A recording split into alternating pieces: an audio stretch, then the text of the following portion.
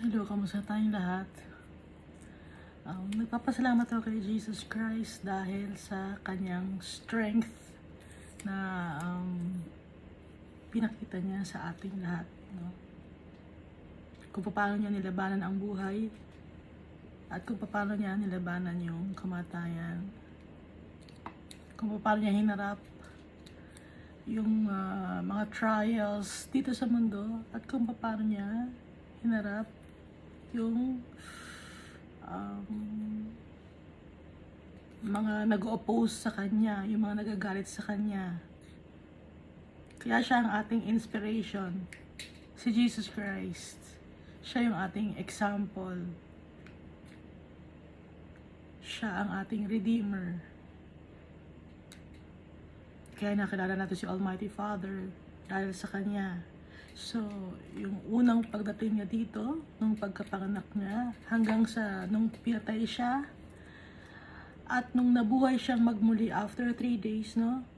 Yung role ni Jesus, nung first time na nagpunta siya dito sa lupa, ay para i-save yung mga tao na naliligaw ng landas. Nakasulat yun sa Luke, no? Luke chapter 19 verse 10. For the Son of Man has come to seek and to save that which was lost.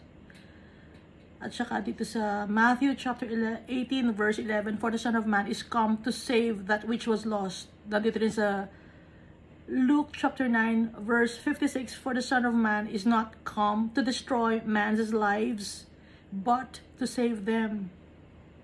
Kaya nagpunta si Jesus dito sa atin. Nagkatawang tao siya para i-save niya tayo. Para sa mga naliligaw ng landas. At para sa atin. Pinadala siya ng Almighty Father para sa atin. Para siya maging way natin. To the Almighty Father. At siya ay nagbuhay magmuli after 3 days. So, hanggang ngayon, up to now, nag-exist pa rin ang Garden of Eden. Hindi lang tayo nakakapunta, hindi lang natin makikita dahil nga may naka-guardia ron na angel ni Almighty Father. Dahil wala makakapasok doon. Utos yun ni Almighty Father. At si Jesus ay nakapasok doon. Doon sa heart of the earth. At nung nabuhay siyang magmuli, nagpakita siya ulit sa kanyang mga apostles and disciples. Hindi lang spirit ang daladala ni Jesus, kundi pati ang kanyang katawan. No? Hindi man siya nakilala ng mga apostles and disciples, pero my sheep know my voice, sabi ni Jesus. Kaya kahit hindi siya nakilala na physically, yung boses niya kilala nila kung paano magsalita si Jesus. Yung puso ni Jesus naramdaman nila dahil kasama nila si Jesus. Kaya tayo, alam din natin ang puso ni Jesus dahil kasama natin siya. Kilala natin siya dahil ipinakilala siya sa atin ni Almighty Father. Through God's words dito sa scripture, sa salita ng Diyos, pinakilala sa atin ni Almighty Father at ng Holy Spirit, si Jesus Christ. Kaya meron tayong faith kay Jesus Christ.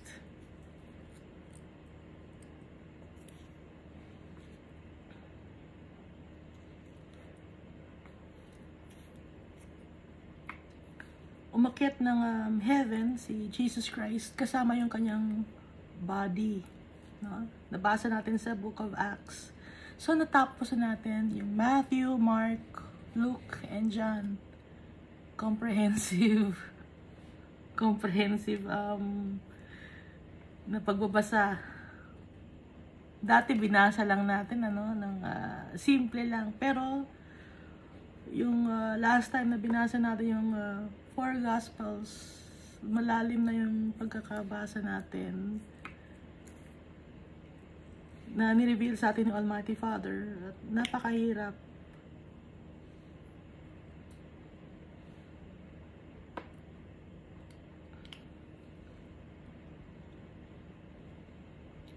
At nabasa na rin natin yung iba pang mga books, no? Yung sinulat ni Luke, yung Book of Acts, sinulat ni Paul, sinulat ni Peter, sinulat ni James, sinulat ni John.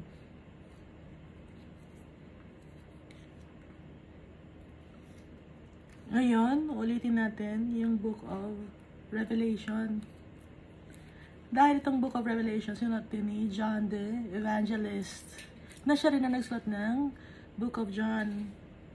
So, yung time frame na sinulat ni John the Evangelist or John the Beloved, yung Book of John, yun din itong time na to na sinulat ni John the Beloved, yung Book of Revelation. Halos magkadugtong. Sinulat din niya sa Patmos. Kasi doon siya nakulong, no? Mag-isa lang siya doon sa island. Islet lang yon, maliit na lugar. Nandun lang siya, nag-iisa siya. Nagpe-pray siya ron. So, siya lang yung sa mga apostles, ang huling kinuha ni Jesus Christ. So, siyang pinakabata sa mga apostles, si John the Beloved. At ipinagkatiwala ni Jesus Christ kay John the Beloved, through the power of the Holy Spirit, ang pagsusulat ng Book of Revelation na kaisa-isang prophetic book sa New Testament.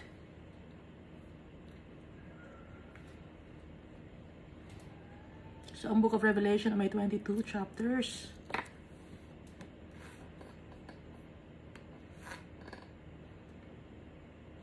Nabasa na natin dati ang Book of Revelation, pero uulitin natin ng may idadagdag tayo.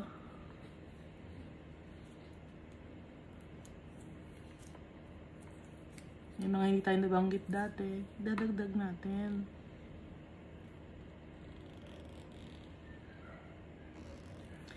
Ang revelation, ang word na revelation is galing sa word na reveal. No? So, inire-reveal sa atin to ni Jesus Christ. Dahil kaibigan niya tayo, dahil mahal niya tayo, inire-reveal na niya lahat ni Jesus Christ sa atin.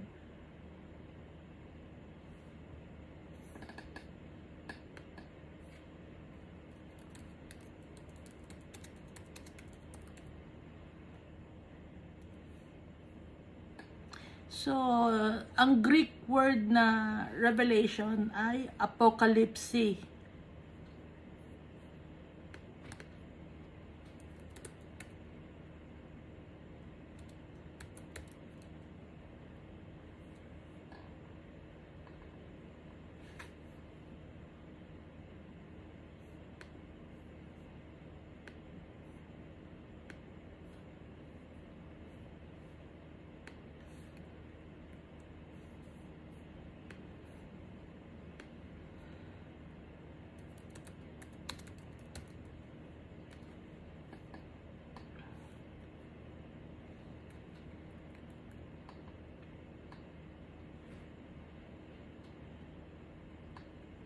So, kung makikita natin yung root word ng revelation is revel. So, it's a celebration. Kasi nga, sa pagdating ni Jesus Christ, celebration na kasama lahat ng mga followers of Christ, lahat ng mga faithful kay Almighty Father, tsaka kay Jesus Christ. It's a celebration.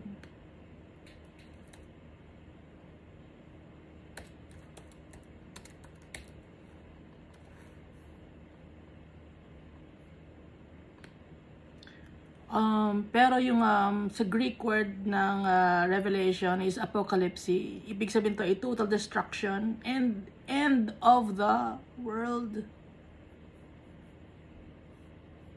Sa Greek word, no?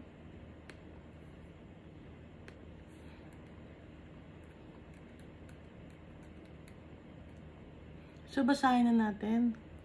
Revelation chapter 1. So, doon sa Book of Acts, no, umakyat na si Jesus sa heaven. Bago siya umakyat ng heaven, 40 days siya muna dito sa lupa bago siya umakyat ng heaven. Diba si Jesus Christ nag-fasting siya ng 40 days and 40 nights bago siya nag-start ng kanyang ministry. Yun din yung time after ng kanyang prayer and fasting. Yun din yung time na tinukso siya ng devil. Ang Noah's Ark, umulan ng 40 days. Bumaha. So, namatay mga halaman. Lahat ng mga hayop namatay din. Tapos, nung nakausap ni Moses, si Almighty Father, 40 days and 40 nights din siya nasa mountain. At ang mga ang mga Israelites, yung mga Israelites, 40 years silang nasa desert. Bago nila napuntahan yung promised land, the land of milk and honey.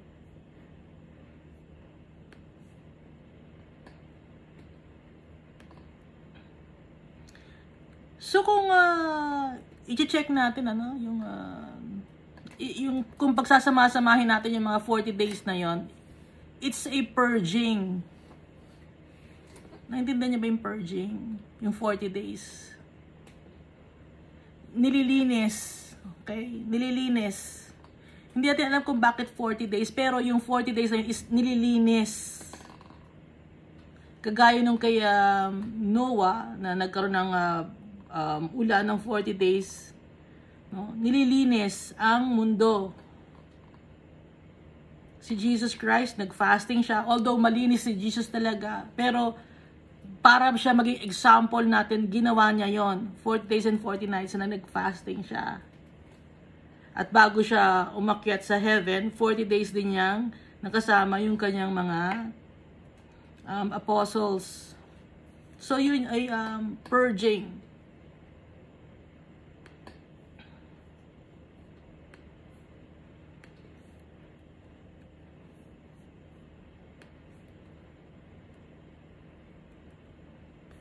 So, umpisa natin yung Revelation chapter 1. The revelation of Jesus Christ, which God gave Him to show His servants. So, yung first time na nagpunta si Jesus Christ, no? Ulitin ko lang. Yung first time na nagpunta si Jesus Christ is to save those people which was lost. Yung mga naliligaw, isi-save ni Jesus Christ. Hindi si Jesus Christ nagja-judge, kundi hindi siya gustong mag-destroy ng mga tao. Pinagtitipon-tipon niya ang mga tao, binibuild niya yung mga tao. Okay? Gaya ni Peter, binibuild up niya si Peter, binibuild up niya yung kanyang mga apostles, yung mga tao, pinagsasama-sama niya. Ganun ang ginagawa ni Jesus. Ngayon, dito sa Book of Revelation, darating na siya as judge. Dahil binigay ni Almighty Father ang power and authority kay Jesus Christ na mag-judge dahil na-experience ni Jesus Christ ang maging tao, nakasalamuha niya ang tao, ginawa na lahat ni Jesus Christ ang kailangan niyang gawin, na ipakita sa mga tao. Ngayon, dahil napagtagumpayan ni Jesus Christ, siya ngayon ang judge natin ng buong mundo. Nagkakaintindihan tayo, no? Di ba pag sa may mga pa-contest, una, ikaw yung contestant. Pero, pag nanalo ka sa contest, ano na nangyayari? Di ba ikaw na nagiging judge kasi alam mo na yung process, alam mo na yung pasikot-sikot, napagdaanan mo na yun, napagtagumpayan mo yun. Ganon din si Jesus Christ, no? Isinasample ko lang na si Jesus Christ, siya ang magja-judge sa mga tao. Ibinigay ni Almighty Father ang power and authority sa Kanya. The revelation of Jesus Christ, which God gave Him to show His servants things which must shortly take place. And He sent and signified it by His angel to His servant John. So ito ay pinapadaan niya galing kay Almighty Father, ibinigay ni Almighty Father kay Jesus Christ. Si Jesus Christ naman ibinigay niya sa kanyang mga angels, sa kanyang angel, at ngayon yung angel naman ay inirelay kay John the Beloved, who bore witness to the word of God and to the testimony of Jesus Christ, all things that he saw. Kasi si John, siya ay naging witness sa salita ng Diyos, nakasama niya si Jesus Christ. Nagbigay siya ng testimony doon sa Book of John, tungkol sa mga nagawa ni Jesus Christ, at doon sa kanyang mga nakita at na-experience nung kasama niya si Jesus Christ. Kaya si John ang naatasan na magsulat ng Book of Revelation. So dito naman sa verse 3, blessed is he who reads and those who hear the words of this prophecy. So blessed tayo ngayon na binabasa natin ang Book of Revelation. May mga tao na takot magbasa ng Book of Revelation. May mga tao na binabaliwala ang Book of Revelation. Pero tayo hindi natin gagawin yan. Dahil ito ang ipinag-uutos sa atin ni Jesus Christ. Kaya ito na sa Bible para basahin natin, para malaman natin. Dahil tayo ay kaisa ni Jesus Christ, tsaka ni Almighty Father, kaya nire-reveal niya sa atin lahat ng plano ni Almighty Father. Kaya sabi dito ni Jesus Christ, through the power of the Holy Spirit, blessed is he who reads, and those who hear the words of this prophecy, and keep those things which are written in it, for the time is near. At yung nagbabasa, nakikinig, at yung kinikip, yung mga bagay or salita na nandito sa Bible, for the time is near.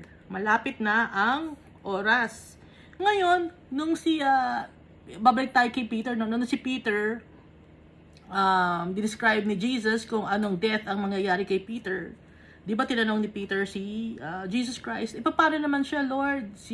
Tinuturo niya si John the Evangelist na nasumat ng Book of Revelation. Anong sabi ni Jesus Christ?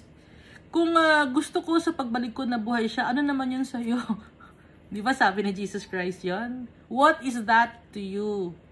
Come and follow me. No? So, iba-iba tayo ng experiences sa buhay. Kaya wag natin titignan yung mga kapatid natin kung ano ang mangyayari sa buhay nila, kung masasaktan ba sila. Kundi may kanya-kanya tayo kasing mga role sa mundo na to. No? Kaya wag natin i-compare ang sarili natin sa kahit sino man. Dahil lahat tayo ay mahal ni Almighty Father at saka ni Jesus Christ. Iba-iba lang ang ating pinagdadaanan. At so, bago pa man umalis si Jesus Christ, binabanggit na niya na babalik siya uli. Okay? Alam ng mga apostles yon, nababalik uli si Jesus Christ. Di ba nabasa natin sa Gospels ni John? Nababalik ulit si Jesus Christ.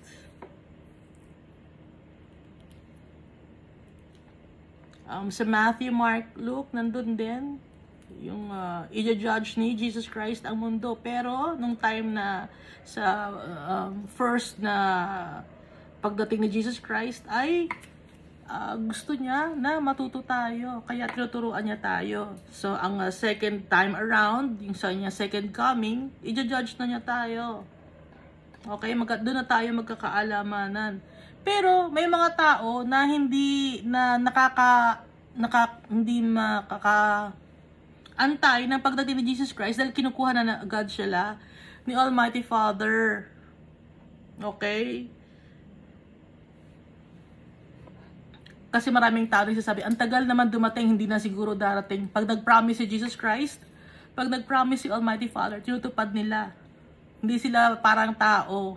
No? Yung tao kasi pag nagpa-promise, hindi tinutupad. Kahit gusto ng tao tuparin ang kanilang mga promise, hindi nila matutupad. Kasi ang lahat ay na kay Almighty Father nakasalalay.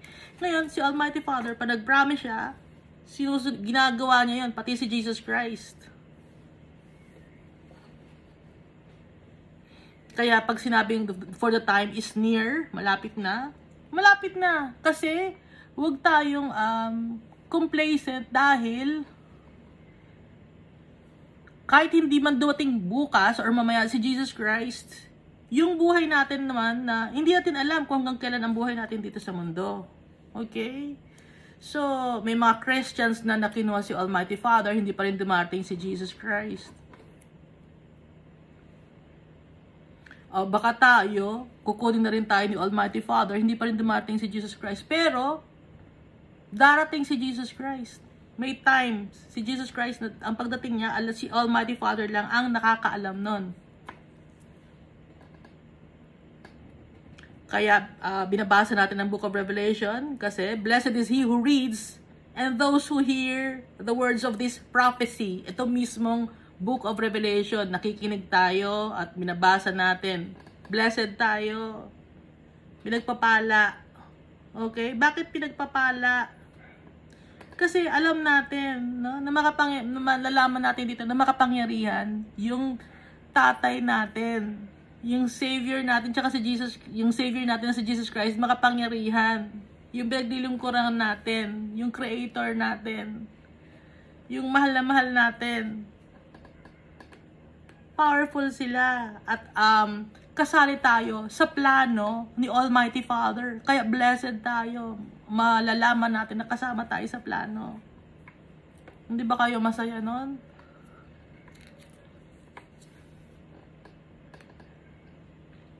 John, to the 7 churches which are in Asia.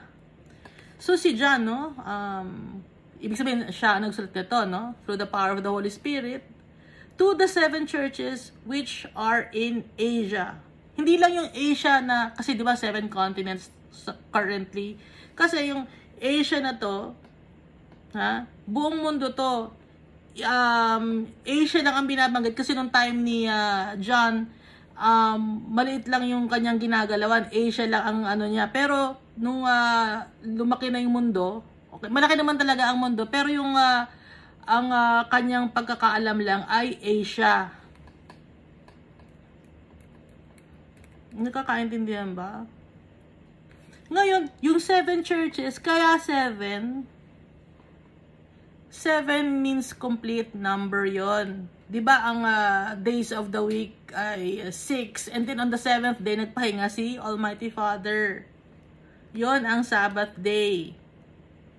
Kaya, diba yung time na ginawa ni Almighty Father, complete yon. So, yung 7 ay number ng complete.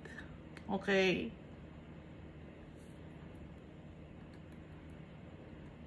So, itong Asia, hindi lang to yung Asia, no? Kundi buong mundo to. At ito, laging current ang Bible. Hindi siya yung, ito yung Bronze Age, ito yung age ni, nung mga nakaraang mga 7,000, mga 2,000 years ago, itong nangyari, ito yung church na gano'n. Hindi, kasi yun yung turo sa amin dati, hindi gano'n. Okay? So, laging current ang Bible. Bago, dahil ang Bible ay buhay. Dahil ang Diyos natin, buhay. Ang Holy Spirit, buhay. Si Jesus Christ, buhay. Kaya, laging current. Grace to you and peace from Him. Sabi dito, no? Ang greetings na kapayapaan galing kay Jesus Christ. Blessing at kapayapaan galing kay Jesus Christ, who is and who was and who is to come. Ibig sabihin ng who is and who was and who is to come, yung past, present, and future. Yung present, who is, who was, dati, yung past, and who is to come, at yung future. Dahil si Jesus Christ ay matagal na siyang buhay, kasama siya ni Almighty Father nung create tong mundo na to.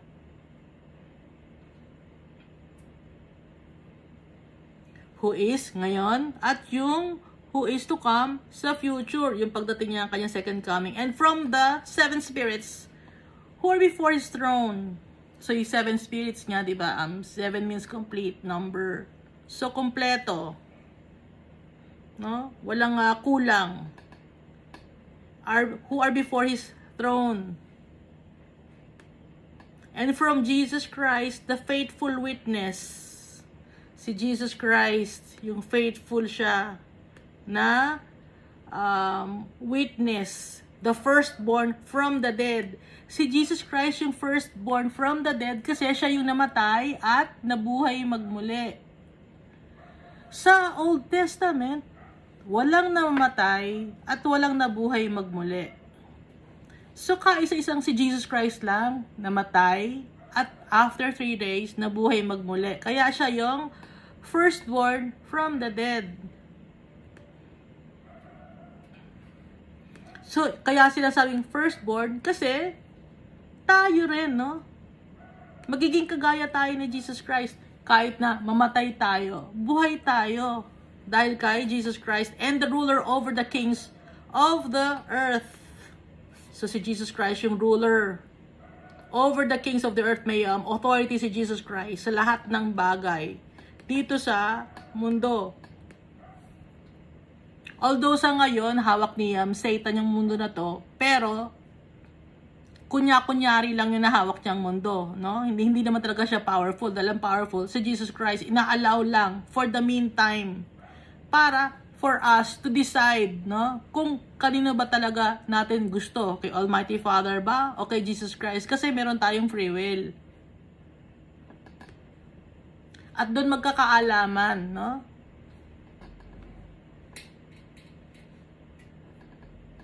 Kung sino ang totoong nagmamahal kay Almighty Father at kung sino ang hindi.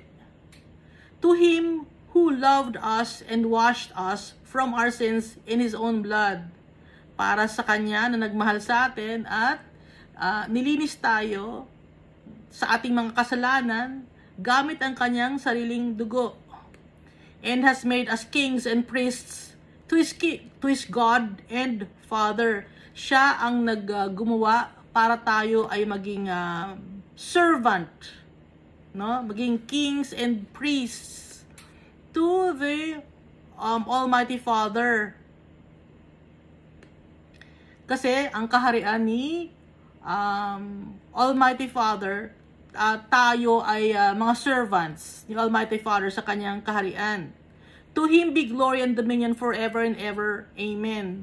At saka kaya tayo kings and priests dahil nga sa kasali tayo ni Jesus Christ, isinasama niya tayo. Hindi niya tayo binabaliwala. Isinasama niya tayo sa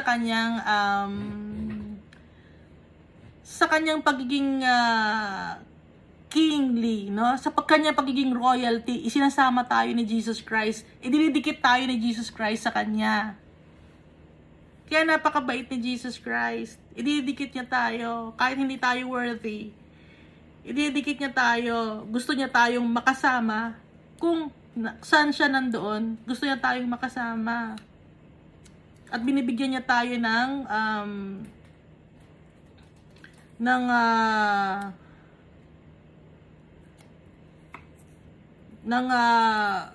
ano ba tawag doon? Yung binibigyan niya tayo ng karapatan, no? Binibigyan tayong karapatan kay Almighty Father. Ginagawa ni Jesus Christ, inaangat niya tayo para maging katulad niya tayo. Ganun ang ginagawa ni Jesus Christ.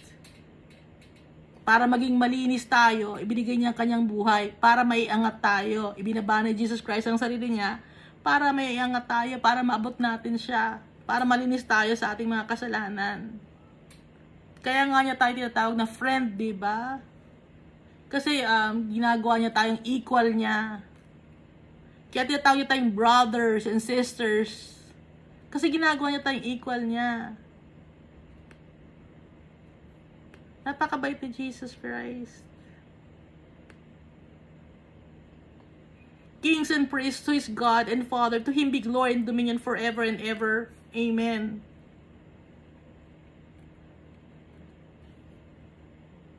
Behold, He is coming with clouds. Dito sa Acts chapter 1 verse 9, Anong sabi ng angel dito? Acts chapter 1 verse 9 up to 11. And now when he had spoken these things while they watched, he was taken up, and a cloud received him out of their sight. And while they looked steadfastly toward heaven, as he went up, behold, 2 men stood by them in white apparel. So may dalawang angel, no? Nung umakyat si Jesus Christ, nakatingin yung mga apostles and disciples kay Jesus Christ nung umaakyat sa heaven. Kasama yung katawan ni Jesus Christ. Ngayon, dalawang angel ang nagpakita sa verse 11, who also said, Men of Galilee, why do you stand gazing up into heaven? Bakit kayo nakatingin sa heaven? The same Jesus who was taken up from you into heaven will so come in like manner as you saw him go into heaven. So, ito yun. Okay? Behold, is coming with clouds. So, nung pag-akyat ni Jesus Christ, na umakyat sa clouds, no?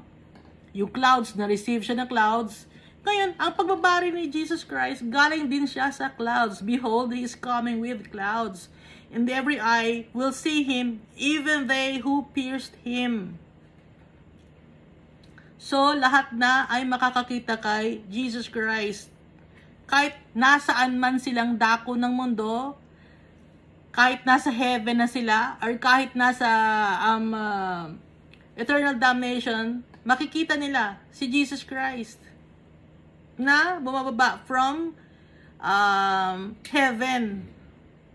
Pati na tayo na buhay sa ngayon, kung ngayon darating si Jesus Christ, makikita natin. Sabay-sabay natin makikita si Jesus Christ. Isang beses lang mangyayari ito. And all the tribes of the earth will mourn because of him. Even so, amen. So even they who pierced him, dito sa verse 7, so yung mga pierced, no, yung nanaksak sa kanya, yung nagbetray sa kanya, yung umayaw sa kanya, yung sinaktan siya. So lahat tayo, no? Yung mga hindi naniniwala kay Jesus, lahat makikita si Jesus Christ coming with clouds. Dito dun sa verse 8, I am the Alpha and the Omega, the beginning and the end, says the Lord, who is, and who was, and who is to come, the Almighty. Ano yung Alpha and Omega? Yung first and last. O Alpha, yung pinakauna, Omega, yung huli, no? The beginning and the end. Sabi ni Jesus Christ. Pag nagsasalita si Jesus Christ, no? Anong sabi ni Jesus Christ? I and the Father are one. Kung anong sinasabi ni Jesus Christ, yun din ang gustong sabihin ni Almighty Father. Iisa sila ng hangarin. Okay? Iisa sila ng puso. Yung puso nila para sa atin.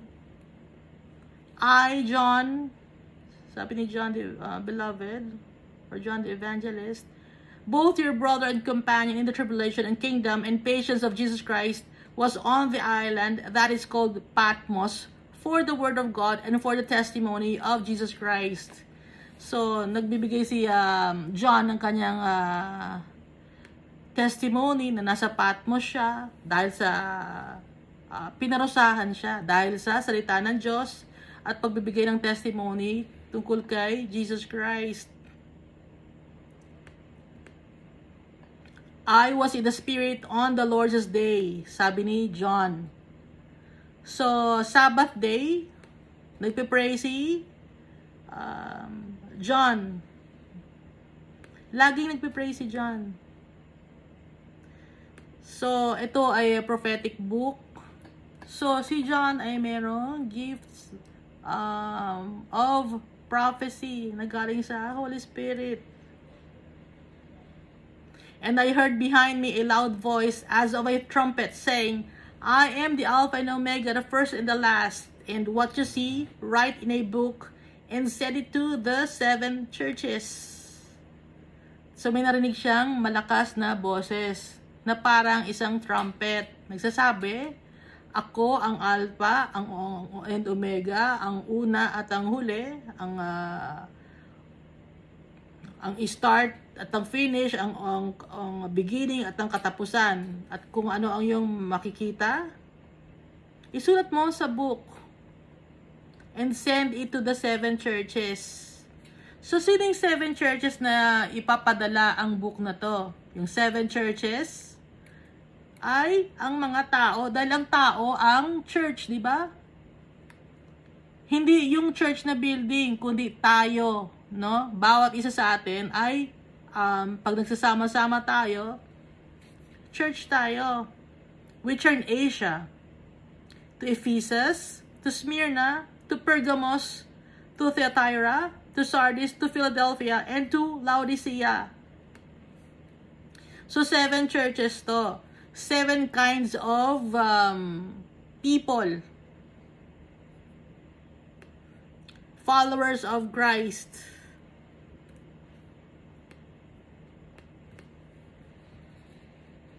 So, itong mga 7 churches na to, nakakakilala na to kay Almighty Father, tsaka kay Jesus Christ.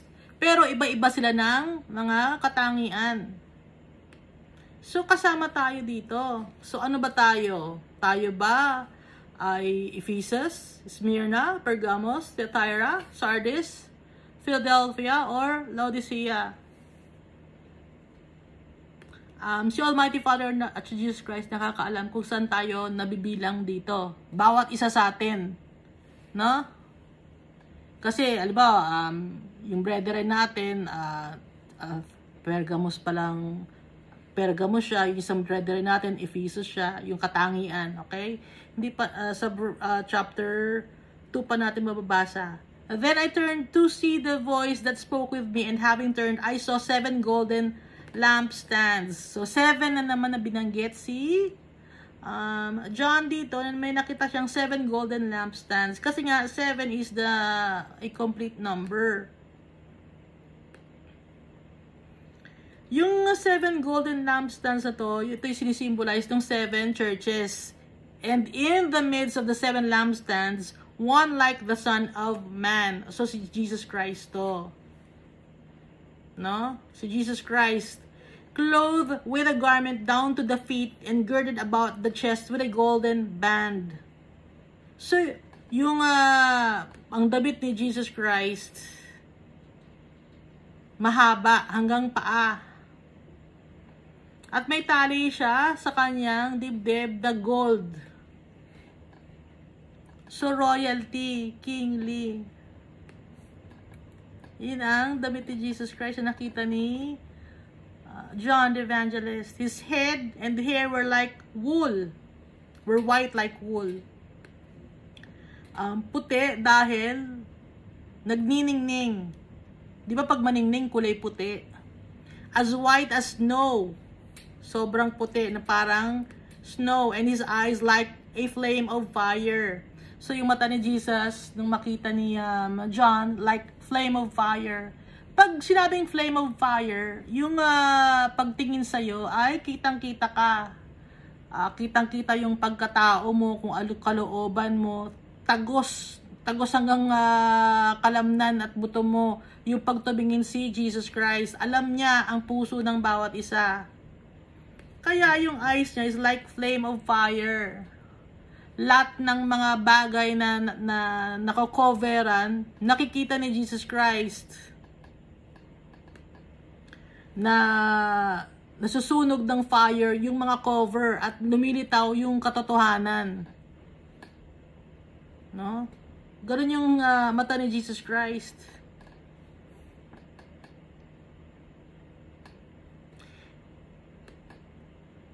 His feet were like fine brass, as if refined in a furnace. So, yung paa daw ni Jesus Christ ay parang fine brass. Dito sa ibang version,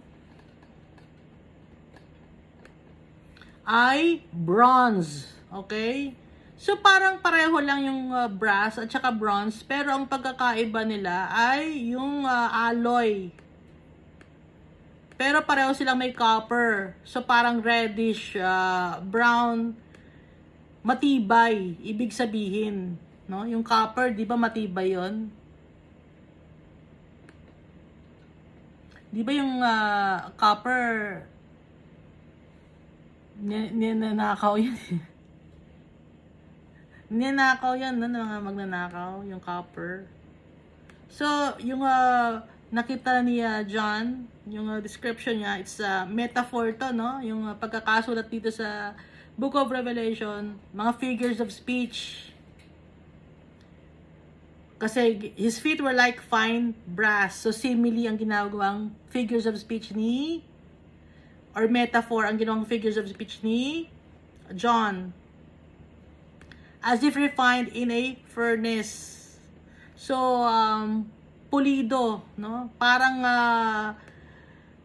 dumaan sa matinding pagsubok, matatag, matibay yung paa ni Jesus Christ. And his voice as the sound of many waters. So, yung boses ni Jesus Christ, para siyang pag nagsalita siya, hindi mo alam kung saan galing malakas na boses na maganda. Nag-try na ba kayo na magsalita under the water? No? Ganon ang boses na pagkaka-describe ni John. He had in his right hand 7 stars. So sa kanyang right hand ay 7 between. Out of his mouth went a sharp 2-edged sword. So, alam naman natin yung sharp 2-edged sword ay salita ng Diyos. No? Galing sa kanyang mga bibig. Yung mga salita ng Diyos, yung mga words of wisdom. Nasa bibig ni Jesus Christ. Ganun ang kanyang mga salita. And his countenance was like the sun shining in its strength. So, yung itsura ni Jesus Christ ay parang yung sun na maliwanag na brightest. No? Nakakita na ba kayo ng sun na sobrang liwanag in its strength? Na hindi ka makatingin ng diretso? Sa sobrang holy ni Jesus Christ. Sobrang pure si Jesus Christ.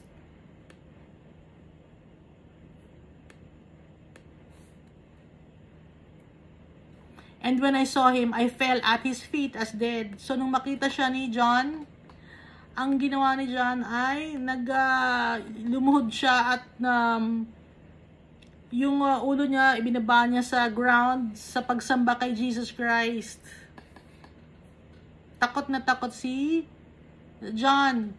Kasi nga, powerful yung nakita niya. Powerful si Jesus Christ. But he laid his right hand on me, saying to me, "Do not be afraid, I am the first and the last." Tingnan mo, kahit holy si Jesus Christ, mapagkumaba pa rin siya, no? Yung iba na dito sa royalty dito sa mundo, di ba, pag mayayabang pa rin, di ba, yung mga royalty ko.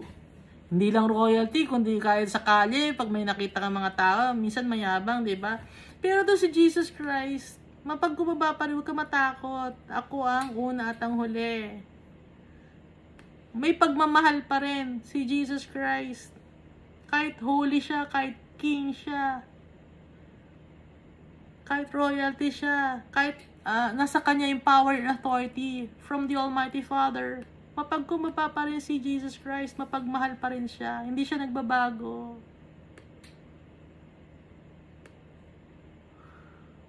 Bakit natin siya hindi mamahalin kung ganito ang ating Diyos?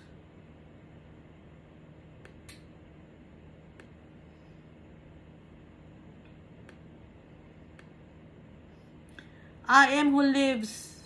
Ako ay nabuhay. And was dead, namatay ako. And behold, I am alive forevermore. Forevermore. Ako ay nabuhay, pero namatay ako. And behold, I am alive forever. Ako ay buhay habang forevermore, walang katapusan. Amen. And I have the keys of Hades and of death. Nasa sa mga kamay ko, sabi ni Jesus Christ, ako ang may hawak ng susi ng Hades and of death. Ano yung Hades? Yung eternal damnation, yun yung unseen realm or yung lugar ng kadiliman at ng kamatayan, sabi ni Jesus. So, na kay Jesus lahat ng authority.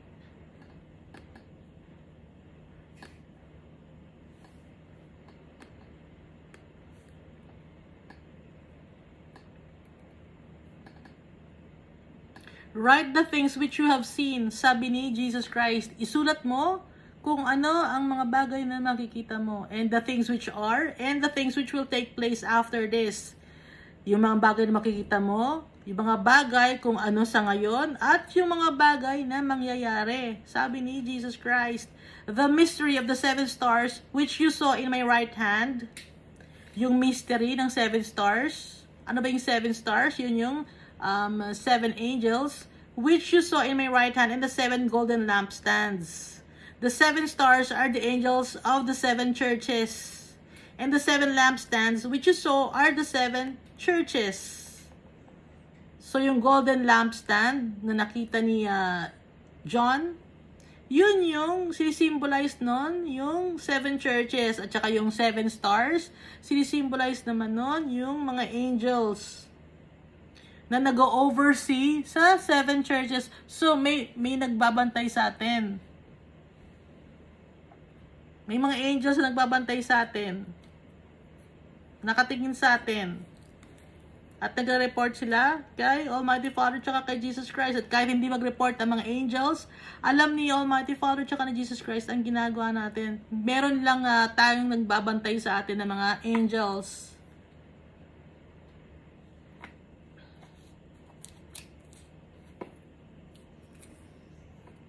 Meron tayong gwardiya, pinababantayan tayo.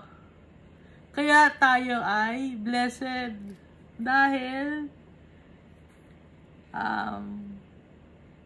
niredeem na tayo ni Jesus Christ. Pinatawad tayo sa ating mga kasalanan, binibigyan niya tayo ng blessings, binibigyan niya tayo ng chance or to rule with Him in heaven kung magiging faithful tayo sa Kanya. Ginawa niya na maging kapantay natin siya. Tinatawag niya tayong friend, brothers and sisters. At kaya tayo mapupunta in heaven dahil sa Kanya. Tapos pinababantayan pa rin tayo, may tagabantay pa rin tayo. Binibigyan tayo ng importansya ni Jesus Christ siya, ni Almighty Father. Ano pang hihilingin natin? Yung pagmamahal. Yung pagmamahal na galing sa tatay natin, tsaka kay Jesus Christ. Ano pa ba ang gusto natin sa buhay? Kaya dapat lagi tayong mag-pray. Ang hihingi lang sa atin ay magkaroon tayo ng faith kay Jesus Christ and the Almighty Father. Lagi tayong manalangin. Lagi tayong magbasa ng Bible. Hiningi lang sa atin yon. Kasi kung hindi tayo magpe-pray, hindi tayo magbasa ng Bible, maliligaw tayo ng landas, mapapalayo tayo sa tatay natin. Gusto ni Almighty Father, lagi niya tayong kasama, lagi niya tayong nakakausap.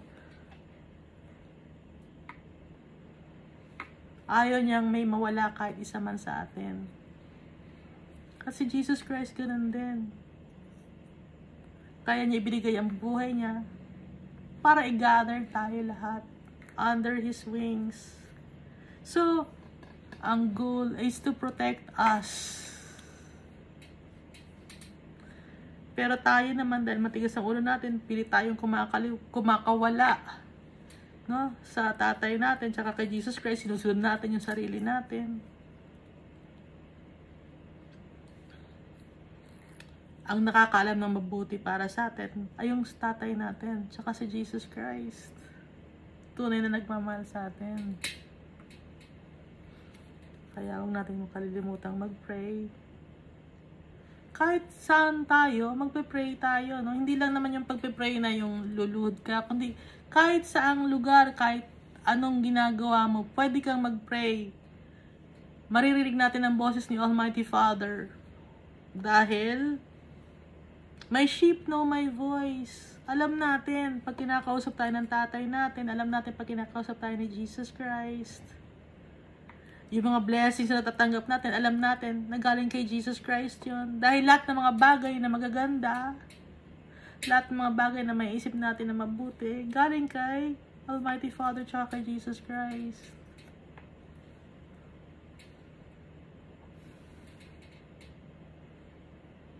Dito sa mundo ito, no, may mga tribulations tayo, mga nahihirapan tayo. Napagdaanan ni Jesus Christ lahat yun at napagtagumpayan niya. Nahirapan din si Jesus Christ. Nasaktan din siya.